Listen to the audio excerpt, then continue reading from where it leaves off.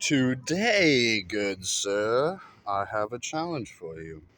I am asking you to obey me in the way.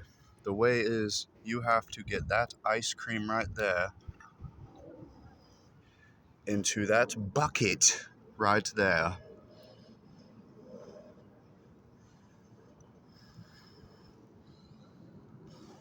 And you are not allowed to touch either spoon.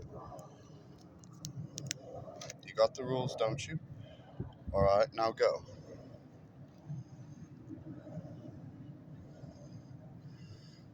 Wait, no.